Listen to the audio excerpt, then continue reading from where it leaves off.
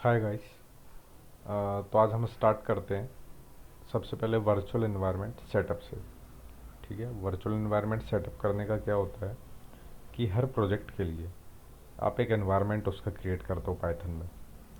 तो उस प्रोजेक्ट से रिलेटेड जितनी भी डिपेंडेंसी होती है वो केवल उसी एनवायरनमेंट में होती है।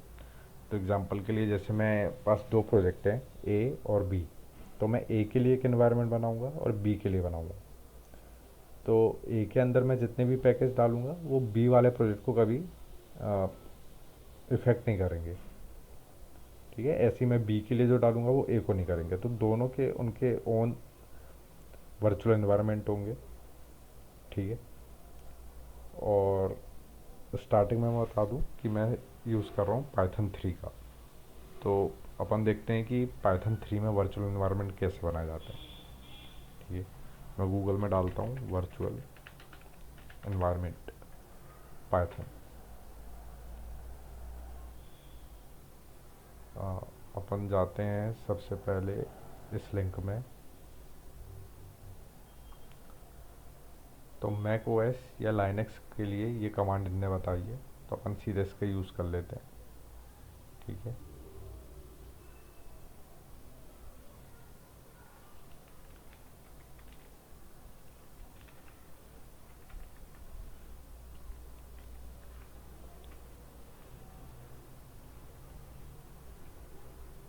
तो पाइथन 3 में वर्चुअल एनवायरनमेंट ये पैकेज पहले से है। ठीक है, अब इस पैकेज का यूज़ करते हुए मेरे को वर्चुअल एनवायरनमेंट बनाना है।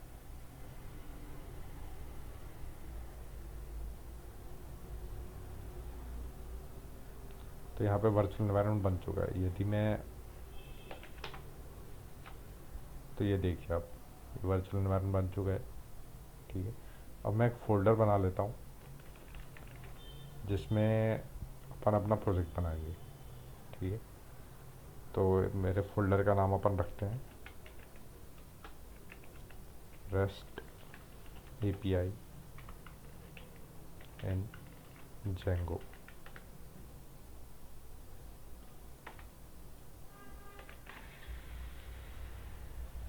ये देखिए, इसमें जाते हैं अपन अंदर।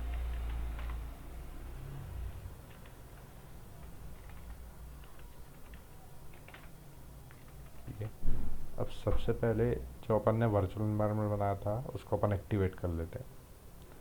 तो जहाँ पे वर्चुअल इन्वायरमेंट का फोल्डर है वहाँ उस पाथ तक जाते हैं अपन। ये मेरा वर्चुअल इन्वायरमेंट है। इसको एक्टिवेट करने के लिए डॉट env, जो वर्चुअल इन्वायरमेंट का नाम है, बिन एक्टिवेट। तो वर्चुअल इन्वायरमेंट एक्टिवेट हो गया। यहाँ पे ये ब्रैकेट में नाम आ रहा है, मतलब ये एक्टिवेट हो चुका है। ठीक है, ये एक डिस्प्ले कराने का तरीका है पाइथन में। अब हम प्रोजेक्ट के अंदर जाते हैं।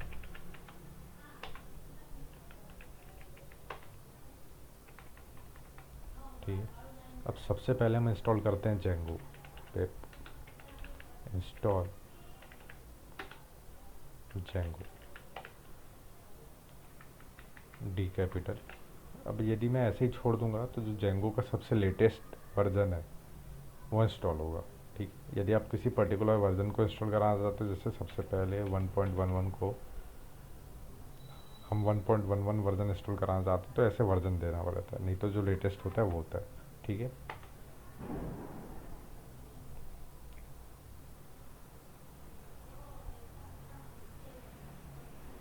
ठीक है, अब जेंगो 3.1 इंस्टॉल हुआ है। ठीक है, जो इंस्टॉल हुआ है आप कैसे देख सकते हैं, पिप फ्रीज। तो ये जेंगो का 3.1.2 इंस्टॉल हुआ है, और उसके अलावा बाकी जो पैकेजेस हैं वो पिप के पैकेजेस हैं जो कि वो हमें पहले से इंस्टॉल करके देता है। ठीक है, अब सबसे पहले जेंगो में प्रोजेक्ट बनाते हैं अपन। प्रोजेक्ट का नाम रखते हैं रेस्ट एपीआई। सिंपल अपने प्रोजेक्ट का नाम रहेगा रेस्ट एपीआई। और जेंगो में प्रोजेक्ट बनाने के लिए जो कमांड होती है वो है Django admin create project rest API, sorry create project नहीं है वो है स्टार्ट प्रोजेक्ट, स्टार्ट प्रोजेक्ट। ये देखिए ये फोल्डर बन गया रेस्ट एपीआई का। इसको थोड़ा एक्सप्लोर करते हैं हम।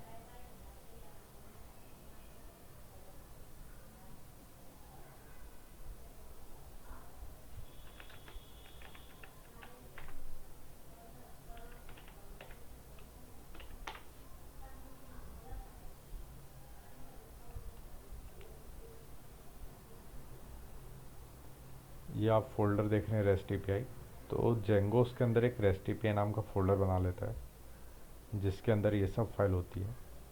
जो urls.py फाइल है ये हमारी राउटिंग के लिए होता है कि ब्राउज़र से जो भी रिक्वेस्ट आ रही है उसको हमें कौन से फंक्शन पे भेजना है। settings.py हमारी कॉन्फ़िगरेशन फाइल है प्रोजेक्ट की, जिसमें हमारा डेटाबेस क्या होना चाहिए और भी ऐसे इंपॉर्टेंट चीज़ें हैं वो हम कॉन्फ़िगर करते हैं। ठीक है, अभी नए वाले जो वर्जन आए हैं उसमें हमें ASGI मिल गए, जिसमें हम असिंक्रोनसली रिक्वेस्ट कर सकते हैं जेंगो के सर्वर पे। और इससे पुराना वाला WSGI जो कि सिंपल जो हमारी रिक्वेस्ट रिस्पॉन्स साइकिल होती है उसको सपोर्ट करता है, और ये हमारे सर्वर को रन कराने के लिए ज़रूरी है। ठीक है, ये प्रोजेक्ट होता है। अब हम हर एक प्रोजेक्ट के अंदर एक API बनाते, एक ऐप बनाते हैं। ठीक है, हम अपनी ऐप का नाम रखते हैं। ऐप का नाम रखने से पहले हम सोच लेते हैं कि हमें प्रोजेक्ट में क्या करना रहेगा। ठीक है, तो जो मैंने सोचा है उसमें हम 2 टेबल बनाएंगे। टेबल का नाम रहेगा आर्टिकल और टैग। आपने कई जगह देखा होगा। तो पर्टिकुलर क्या है, एक ऑथर है जो कई तरह के आर्टिकल लिखता है। ठीक है, तो एक ऑथर मल्टीपल आर्टिकल लिख सकता है। ठीक है, आर्टिकल 1 इसी तरीके से आर्टिकल 2। अब ये हम इसको कैटेगराइज करना चाहते हैं आर्टिकल किस तरह के होंगे। जैसे ये आर्टिकल जो है ये मूवीज़ के बारे में बात करता है। उसके अलावा ये आर्टिकल जो है मूवीज़ में रोमांस की बातें करता है। ठीक है, तो ये हमने टैग रखे हैं मूवीज़ और रोमांस। ठीक है, तो पर्टिकुलर कोई भी यूज़र है वो मल्टीपल आर्टिकल लिख सकता है, जैसे आर्टिकल 1 आर्टिकल 2, और इन आर्टिकल को वो कई टैग दे सकता है। तो जब भी कोई दूसरे जो यूज़र हैं वो मूवीज़ या रोमांस से रिलेटेड जब भी कुछ आर्टिकल खोजेंगे तो उसको ये आर्टिकल 1 मिलने के चांसेस ज़्यादा हो जाएंगे। ठीक है, ऐसे ही आर्टिकल 2 जो है उसके मल्टीपल टैग हो सकते हैं, मगर अभी हम मान के चलते हैं कि उसका एक ही टैग है, वो आर्मी के बारे में। ठीक है, ऐसे ही बहुत से एग्जांपल हो सकते हैं। तो हमें इस कंडीशन को अपने प्रोजेक्ट में शो करना है कि कोई भी ऑथर है वो मल्टीपल आर्टिकल क्रिएट कर सके और उनको कुछ ना कुछ टैग असाइन कर सके। ठीक है, तो हमारा प्रोजेक्ट ये होगा। तो सबसे पहले हम आर्टिकल ऐप बना लेते हैं, या तो जो मेरा प्लान है वो ऐसा है कि हम सबसे पहले कोर ऐप बनाते हैं। कोर ऐप के अंदर ये तीनों टेबल्स रहेंगी। उन टेबल्स के नाम है जेंगो में टेबल्स, जो हमारे डेटाबेस का पूरा डिज़ाइन रहता है उसको मॉडल डिज़ाइनिंग भी कहते हैं, या टेबल को आप मॉडल्स भी बोल सकते हैं। तो जो हम मॉडल्स बनाएंगे वो रहेंगे ऑथर, आर्टिकल, टैग। ठीक है, इसके अलावा जो हम एपीआईज बनाएंगे तो हर तरह के मॉडल से डील करने के लिए हम उसकी सेपरेट एपीआई बनाएंगे। ठीक है, तो हमारी जो ऐप बनाएंगे तो हमारी ये ऐप है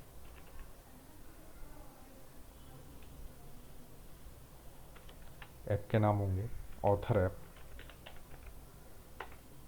आर्टिकल ऐप, टैग ऐप।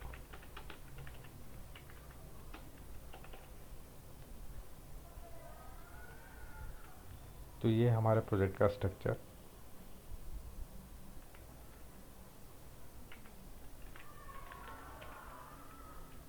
और इस प्रोजेक्ट पे हम काम करेंगे, ठीक है। तो सबसे पहले हमें कोर ऐप बनाते हैं अपनी। ऐप क्या होती है? एप्लीकेशन होती है, ठीक है। तो आपका एक प्रोजेक्ट है, जैसे हमारा एक प्रोजेक्ट है न्यूज़पेपर। अब उस न्यूज़पेपर को हमें कई मॉड्यूल्स में डिवाइड किया, ठीक है। तो न्यूज़पेपर से रिलेटेड हमने कई मॉड्यूल बना के रखे हैं। जैसे न्यूज़पेपर को सेल करना, ये एक मॉड्यूल हो सकता है। उससे रिलेटेड, पेमेंट से रिलेटेड जितने भी फीचर्स हैं वो हम एक ऐप में डाल सकते हैं। ऐसे न्यूज़पेपर एप्लीकेशन का एक वो सेक्शन हो सकता है जहाँ पे वो फीडबैक से डील करता है, तो वो एक ऐप हो सकती है। इस तरह से हम एक प्रोजेक्ट को मल्टीपल एप्लीकेशन में बांटते हैं, ठीक है। तो जो हमारे प्रोजेक्ट का नाम है रेस्ट एपीआई, उसको हमने मल्टीपल एप्लीकेशन में बांटा है, जिसमें एक एप्लीकेशन जो रहेगी कोर एप्लीकेशन। इस कोर एप्लीकेशन में पूरे हमारे डेटाबेस के टेबल रहेंगे। और बाकी की जो एप्लीकेशन है उनमें आएंगी ऑथर की एप्लीकेशन, आर्टिकल की एप्लीकेशन और टैग्स की एप्लीकेशन। तो जो भी इन तीन मॉडल से रिलेटेड फीचर है वो इन तीन एप्लीकेशन में रहेंगे, ठीक। तो सबसे पहले हम बनाते हैं अपनी कोर एप्लीकेशन।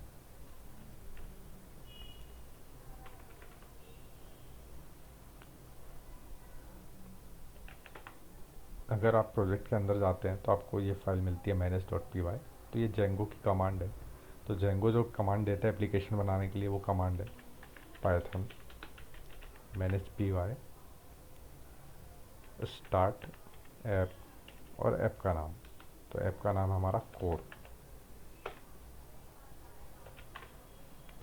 ये देखिए कोर बन चुकी है। कोर के अंदर यदि हम जाएं तो हमें admin.py फाइल मिलती है। तो जेंगो का एक एडमिन मॉड्यूल होता है जिससे हम उसके जो मॉडल्स रहते हैं उनको मॉनिटर कर सकते हैं और उनको कंट्रोल कर सकते हैं, ठीक है।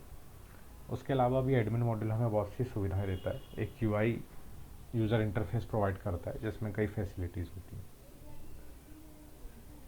मॉडल्स डॉट पी वाई जो है, इसके अंदर अब हम अपने मॉडल्स क्रिएट करते हैं, या आसान शब्दों में हम अपनी टेबल क्रिएट करते हैं। तो इसी फाइल के अंदर हम अपने मॉडल क्रिएट करेंगे, और जो हमारे मॉडल थे वो हैं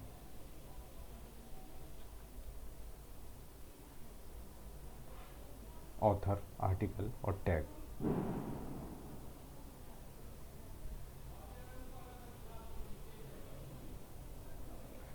इसके अलावा हमारी एप्लीकेशन को और मजबूत बनाने के लिए कुछ टेस्ट लिखे जाते हैं। ये टेस्ट क्या रहती है? ऑटोमेटिकली चेक करते हैं कि आपका जो कोड है वो सही है कि नहीं, या कुछ केसेस हैं वो आपने कवर किए हैं कि नहीं, ठीक है। उसके अलावा हमारा व्यूज़ डॉट पी वाई है। ये व्यूज़ डॉट पी वाई वो फंक्शन रहते हैं। तो जब भी कोई रिक्वेस्ट आएगी तो उस रिक्वेस्ट पे क्या फंक्शन परफॉर्म होना चाहिए, वो व्यूज़ डॉट पी वाई में रहता है, ठीक है। तो ये हमारी ऐप भी बन चुकी है, कोर ऐप। और मेन प्रोजेक्ट हमारा रेस्ट एपीआई। अब एक बार प्रोजेक्ट को रन करके देखते हैं। Python manage P Y run server.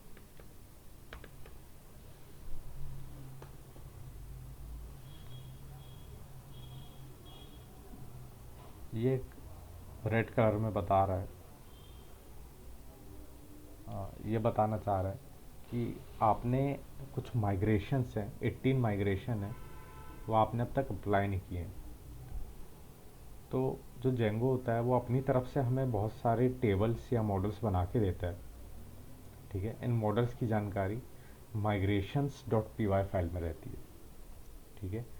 और उन माइग्रेशंस को वो फाइल्स में रहता है पूरी जानकारी कि टेबल क्या बननी चाहिए, उसके बीच क्या कॉलम होने चाहिए।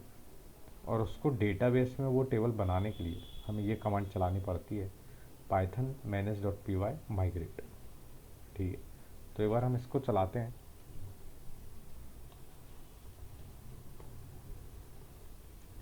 Python manage dot P Y और माइग्रेट।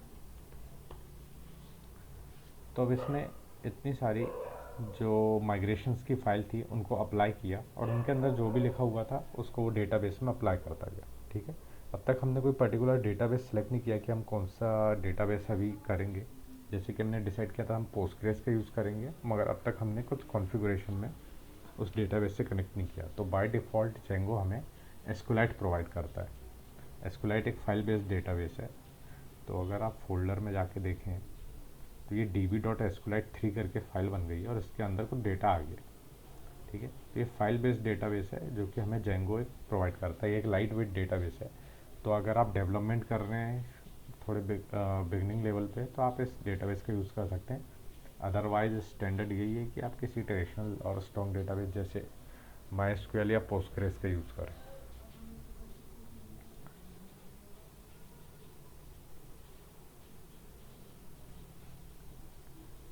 ठीक है, अब हम वो कमांड रन करते हैं, पाइथन -py रन सर्वर। तो अभी हमें बता रहा है कि जो आपका डेवलपमेंट सर्वर है वो इस एड्रेस पे स्टार्ट हो चुका है। तो हम इसको कॉपी कर लेते हैं, उसको एक बार रन करके देखते हैं। तो ये हमें पाइथन एक जेंगो हमें एक यूआई प्रोवाइड करता है। ये हमें बताता भी है कि जेंगो 3.1 यूज़ हो रहा है, ये उसके रिलीज़ नोट्स हैं। ये आप जेंगो के डॉक्यूमेंटेशन पे जा सकते हैं। ये भी बताते हैं कि आप ये पेज इसलिए देख रहे हैं क्योंकि आपने डीबग इक्वल टू ट्रू किया है। ठीक है, उसके अलावा ये जेंगो की कम्युनिटी का लिंक, एक ट्यूटोरियल यदि आप देखना चाहते हैं तो आप इस लिंक पे जा सकते हैं। ये जेंगो का डॉक्यूमेंटेशन है। और डीबग इक्वल टू ट्रू ये अपन ने कहाँ पे किया हुआ है, ये अपन ने नहीं किया, ये बाय डिफ़ॉल्ट जेंगो करके देता है। तो जो जेंगो अपनी तरफ से फाइल बनाता है रेस्ट एपीआई, उसके अंदर settings.py जहाँ हम पूरी कॉन्फ़िगरेशन लिखते हैं, उसमें आके आप ये देख सकते हैं डीबग टू। ठीक है, तो जब भी आप डेवलपमेंट करते हैं तो डीबग ट्रू करके कीजिए, तो आपको एरर्स या जो भी जेंगो दिखाना चाहता है वो आसानी से दिखा सकता है। ओके, तो इस तरह से जेंगो का सेटअप हो चुका है। अब अगले